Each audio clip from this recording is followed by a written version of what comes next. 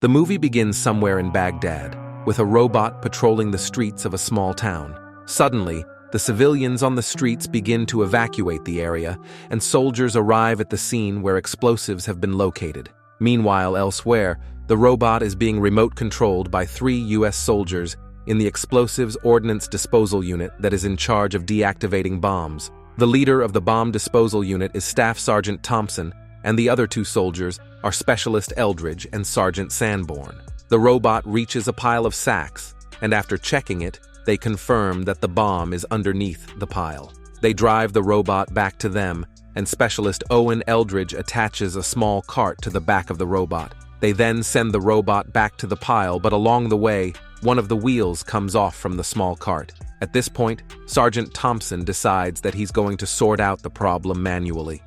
The other soldiers help him put on a special suit and watch the surroundings as he walks toward the bomb. A man approaches Sanborn, but he tells him to evacuate the vicinity. Meanwhile, Thompson finally gets to the robot carrying the trigger charge. He then takes the charge with his hands and places it on the explosive device to destroy it. However, when he's walking back to his comrades, Eldridge spots a man holding a cell phone. He shouts for the man to drop the phone, but it's too late. The man dials the cell phone, which detonates the bomb. Thompson tries his best to outrun the explosions, but the suit is too heavy, and he ends up getting killed in the explosions. Afterward, the soldiers mourn the loss of their comrade, and Sanborn places his gun and other belongings in a casket that will be sent to Thompson's family. Later, Sanborn returns to base to meet the person who would be replacing Thompson as leader of the bomb disposal unit. Sergeant William James is the new leader,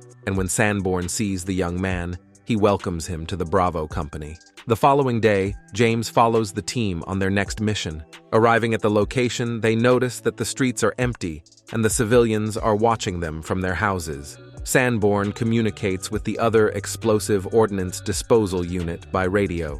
James and his team approach the other EOD vehicle, where they meet the other team to discuss the plan. After confirming that the bombs are 20 meters down the street, James puts on the special suit and walks down to the bombs to deactivate them manually. Along the way, he uses a smoke-screen, making it difficult for both his teammates and the bad guys to see him. A car suddenly stops in front of James, and the man driving refuses to get out. The other soldiers surround the vehicle, and James points a gun at the man, instructing him to drive back. When he finally does, the other soldiers quickly capture and restrain him. James continues inspecting the area and eventually reaches the bombs to defuse them manually. He quickly finishes, but soon discovers that there are 7 more bombs. As James begins to defuse the remaining bombs, a man watches him through the window of a nearby building. The man rushes out to escape, and James makes eye contact with him before he does. After the successful mission, Eldridge plays some video games back at the base, and Colonel Cambridge, the counselor, approaches him to ask how he's holding up.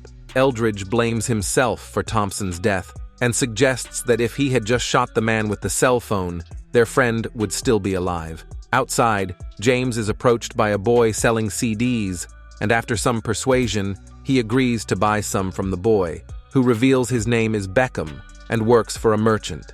Soon, the unit is deployed to another mission.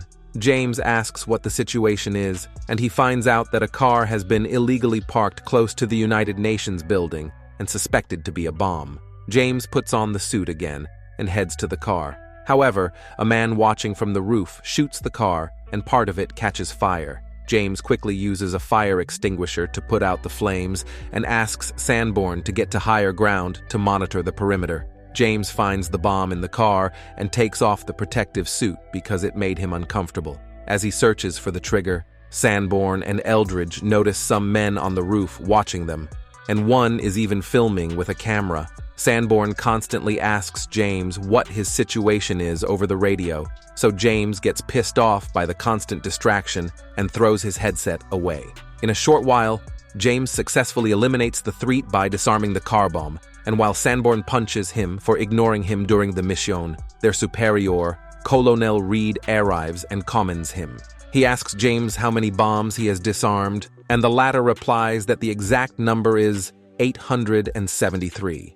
On their next mission, the team goes to the desert to detonate some unused ordnance. Sanborn dislikes the new leader's conduct so much that when James goes to retrieve his gloves from the blast site, he casually suggests blowing him up to his pal Eldridge. On their way back to the base, they're intercepted by some masked men with an SUV. The soldiers order the men to drop their weapons, which they obey, explaining that they're on the same side and just need help with their flat tire. While helping the men, they're all suddenly attacked and shot at by unknown enemies. They hide behind rocks and prepare to defend themselves. The unknown shooters continue to take out some of the masked men, and Sanborn sees the house where they're hiding.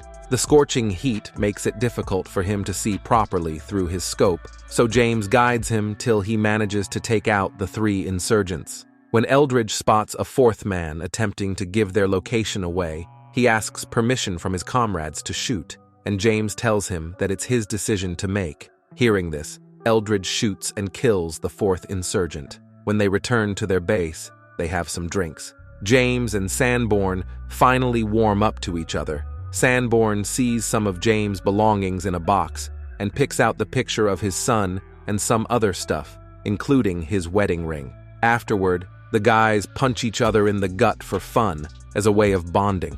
On their next mission, Colonel Cambridge joins them and helps them get all the civilians out of the vicinity, while James, Sanborn, and Eldridge go inside the building to inspect it. They find several components of bombs lying around, and judging by the state of things, they conclude that the bombers recently left the building. As the inspection continues, James stumbles upon a room covered with plastic curtains. He sees a dead boy covered in blood lying on the table and immediately recognizes him as Beckham, the young Iraqi boy that sold CDs to him. Realizing that Beckham has probably been used as a body bomb, he tells Sanborn and Eldridge to evacuate the building so he can inspect the body. After the leave, he begrudgingly cuts him open and finds explosive devices inside his gut. Afterward, he covers Beckham's body with a white cloth and carries him out of the building before handing him over to the other civilians. During the evacuation, a bomb explodes at the area where Cambridge is situated, and when James rushes over, he finds the colonel's helmet and realizes that he's dead. This leaves Eldridge even more traumatized and heartbroken because now his counselor is dead as well. After witnessing yet another horrible death, James feels down and decides to call his ex-wife, but he's unable to say anything to her. The following day, James visits the merchant that Beckham worked for, but the man claims he doesn't understand English. However, James remains skeptical, so he sneaks out and follows the merchant at night, instructing him to drive to Beckham's home. The man takes him to the house of an Iraqi professor who has nothing to do with Beckham, so James leaves. He returns to base, and that same night, he's sent to check out another bomb site. When they arrive at the place, they inspect the area and conclude that it was a suicide bombing. James insists that the bombers stayed away from the explosion and sets out to search for them, despite Sanborn's protests. They split up to search the area, and Eldridge is captured by insurgents. While trying to rescue Eldridge, James accidentally shoots him in the leg. Thankfully, they manage to rescue him in the end, and the following day, Eldridge is airlifted back home, so James and Sanborn bid him goodbye. Beckham turns out to be alive and well. He approaches James, but he just ignores him when he realizes that the kid is okay. The day before their deployment ends, the team is sent to disarm the bomb strapped to a man who begs for help. James tries to disarm the bomb, which will go off in 2 minutes. Unfortunately, the time isn't enough, and even when he tries to free the man by cutting the metal, it also proves futile. Sanborn tells James that it's impossible to save the man and suggests they abandon him, so James apologizes to the man and runs away seconds before the bomb explodes.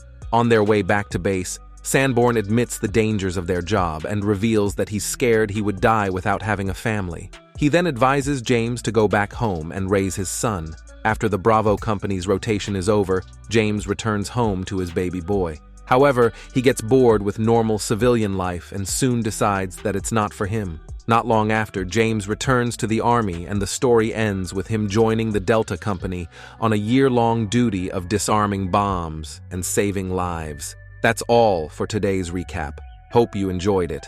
Please like, Subscribe and hit the notification bell to see more videos like this. Thanks for watching and see you next time.